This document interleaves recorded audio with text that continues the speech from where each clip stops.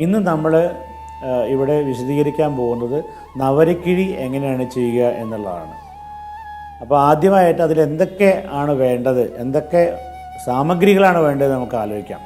തീർച്ചയായിട്ടും പ്രധാനപ്പെട്ട സംഗതി നവര അരി തന്നെയാണ്. കേരളത്തിൽ പാലക്കാട് ജില്ലയിലാണ് ഏറ്റവും കൂടുതൽ നവര അരി നമുക്ക് ലഭ്യമായിട്ടുള്ളത്.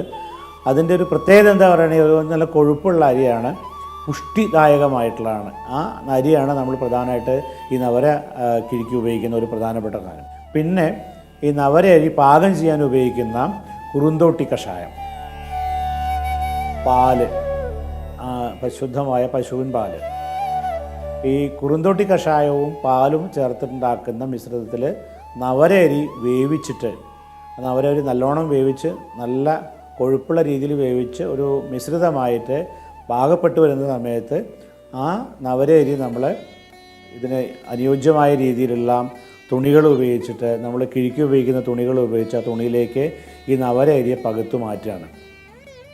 ഈ നവര അരിയെ പകുത്തു മാറ്റിയിട്ട് അത് പ്രത്യേക രീതിയിൽ തയ്യാർ ചെയ്തിട്ടുള്ള കിഴി നമ്മൾ പറയുന്ന രീതിയിലുള്ള അതുപോലെ ബണ്ടിലാക്കി കെട്ടിക്കഴിഞ്ഞിട്ടുണ്ടെങ്കിൽ നവര അരി റെഡിയായി കഴിഞ്ഞു.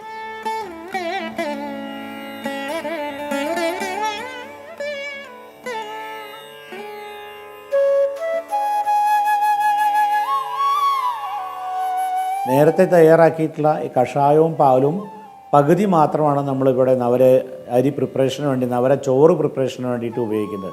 ബാക്കി ഉണ്ടാകുന്ന കഷായം, ഈ പാൽ കഷായം പോലെയുള്ളത് തിളപ്പിച്ച് അതിൽ ഈ നവരക്കിഴി മുക്കിയിട്ടാണ് നവര ചെയ്യുന്നത്.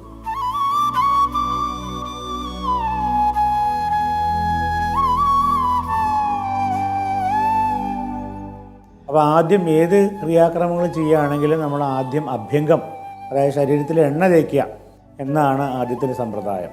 അപ്പോൾ നമുക്ക് ഓരോരുത്തർക്കും അനുയോജ്യമായ രീതിയിലുള്ള ആയുർവേദ ഔഷധ കൂട്ടുകൾ കൊണ്ട് തയ്യാറാക്കിയിട്ടുള്ള തൈലങ്ങളുണ്ട്.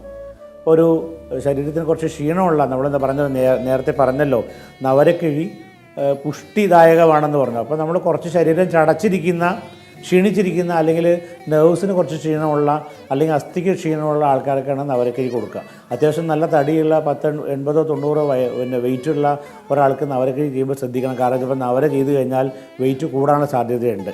അത് കാരണം യുക്തമായ രീതിയിലുള്ള അങ്ങനത്തെ പേഷ്യൻസിന് നമ്മൾ ഇങ്ങനെ ചെയ്യുമ്പോൾ അതിന് യുക്തമായ രീതിയിലുള്ള തൈലങ്ങളാലാണ് അഭ്യംഗം കൊടുക്കേണ്ടത്. ഇപ്പോൾ ഉദാഹരണം പറയുകയാണെങ്കിൽ ധാന്വന്തരം തൈലം, ബലാശോകന്തായ തൈലം തുടങ്ങിയിട്ടുള്ള പുഷ്ടിദായകമായ തൈലങ്ങളാണ്.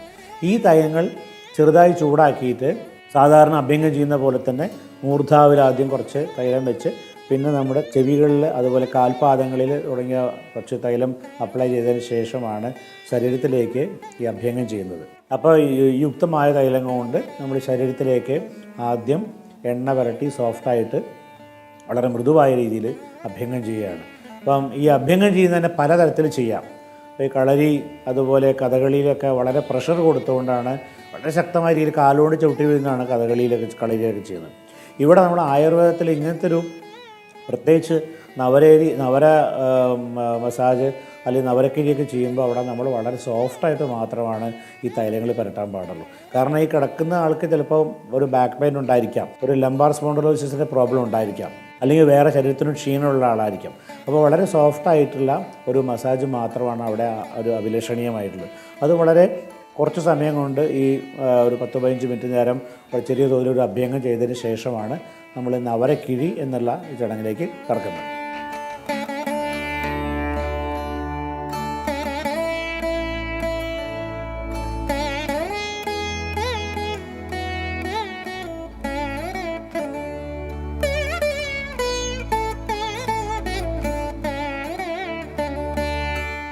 അഭ്യംഗം ചെയ്യുന്നത് പോലെ തന്നെയാണ് നവരക്കിഴിയുടെ ഒരു സമ്പ്രദായം.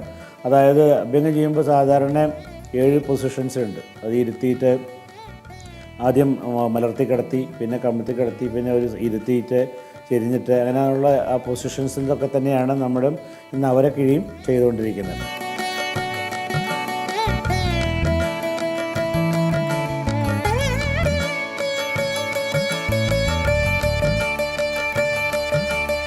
പിന്നെ അവരെ സാധാരണ 2 വലിയ കിഴികളായിട്ടായിരിക്കും ഉണ്ടായിരിക്കാം. അപ്പോൾ അതിലത്തെ ഒരു കിഴി ചൂടാക്കിക്കൊണ്ടിരിക്കുന്ന സമയത്ത് മറ്റേ കിഴി എടുത്തിട്ട് വേണം ശരീരത്തിൽ അപ്ലൈ ചെയ്യാനായിട്ട്.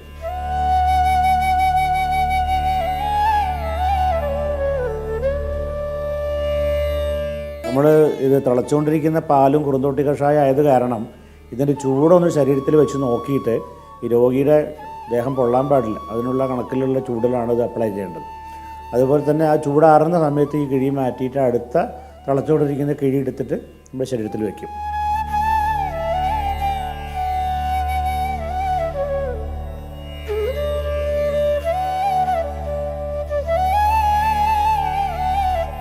ഇങ്ങനെ ഏകദേശം ഒരു 45 മിനിറ്റ് മുതൽ 1 മണിക്കൂർ വരെയാണ് നമ്മൾ നവര ചെയ്യുക. അപ്പോൾ ഇതിൽ ഈ നവരരിയുടെ ആ സത്തും പാല്, ഏറ്റവും കൂടുതൽ നല്ല പ്രോട്ടീൻ അടങ്ങിയിട്ടുള്ള പാല്, കുറുന്തോട്ടി കഷായം, കുറുന്തോട്ടിക്കുള്ള പ്രധാനപ്പെട്ട ഗുണം എന്ന് പറഞ്ഞാൽ വാതഹരമായിട്ടുള്ളതാണ്. ന്യൂറോളജിക്കൽ പ്രോബ്ലത്തിനൊക്കെ ഉപയോഗിക്കുന്നതാണ് ഈ കുറുന്തോട്ടി പറയുന്നത്. അപ്പോൾ ഇത് മൂന്നും ചേർന്നിട്ടുള്ള ഒരു മിശ്രിതമാണ് ആക്ച്വലി നമ്മുടെ ശരീരത്തിൽ അപ്ലൈ ചെയ്തുകൊണ്ടിരിക്കുന്നത്.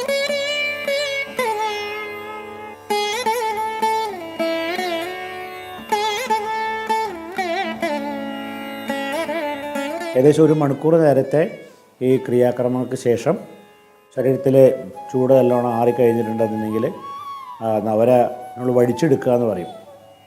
പണ്ടൊക്കെ ഈ തെങ്ങിൻ്റെ പട്ട കൊണ്ട്, ഓല കൊണ്ടാണ് നമ്മൾ വടിച്ചെടുക്കുക.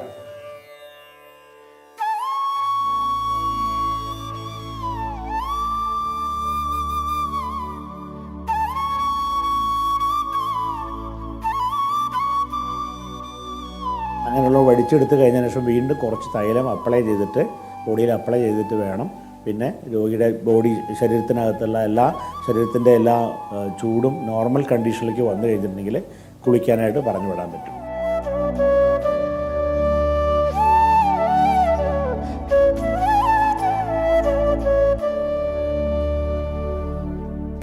ഇത് 7 ദിവസം വേണമെങ്കിൽ ചെയ്യാം, 14 ദിവസം ആവശ്യത്തിനനുസരിച്ച്.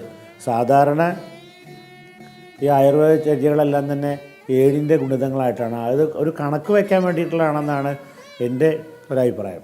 പണ്ട് ഈ കണക്കുകൾ നോക്കണ സമയത്ത് ഇങ്ങനെ കയ്യിൽ കണക്ക് കൂട്ടാൻ എളുപ്പത്തിന് ഒരാഴ്ച 7 ദിവസം വെച്ചു. ഒരാഴ്ച ഇലക്കിഴി ചെയ്തു, ഒരാഴ്ച നവരക്കിഴി ചെയ്തു, അടുത്തത് അങ്ങനെ ഒരു വീക്ക്ലി കണക്കാവണ സമയത്ത് ഈ ചെയ്യുന്ന പരിചാരകനും വൈദ്യനും രോഗിക്കൊക്കെ ഇതിനെ കണക്ക് വയ്ക്കാൻ എളുപ്പത്തിനാണ് ഈ 7 ആക്കിയിട്ടുള്ളത്. ഇപ്പോൾ പല വൈദ്യന്മാരും അവനവൻ്റെ യുക്താനുസരണം 10 ദിവസമായിട്ട് ചെയ്യാറുണ്ട്, 5 ദിവസമായിട്ട് കുറച്ച് കുറയ്ക്കാറുണ്ട്. അങ്ങനെ കുറച്ചൊക്കെ സൗകര്യത്തിന് വേണ്ടി മാറ്റം വരുത്താറുണ്ട്. പക്ഷേ എല്ലാവരും കഴിയുന്നിടത്തോളം പഴയ ആ ഒരു പഴമ നിലനിർത്താൻ ശ്രമിക്കാറുണ്ട്. കാരണം ആയുർവേദത്തിൻ്റെ പല ചര്യകളും ഇങ്ങനെ എഴുതി വച്ചിരിക്കുന്നതാണ്. ഇന്ന എത്ര ദിവസം ചെയ്യണം, ഇന്ന മരുന്നുകൾ ഉപയോഗിക്കണം. അപ്പോൾ അതൊരു അലംഘനീയമായ ഒരു ചില പ്രോട്ടോക്കോൾ ഉണ്ടാക്കി വെച്ചത് കാരണം നമ്മൾ അതിനെ കഴിയുന്നിടത്തോളം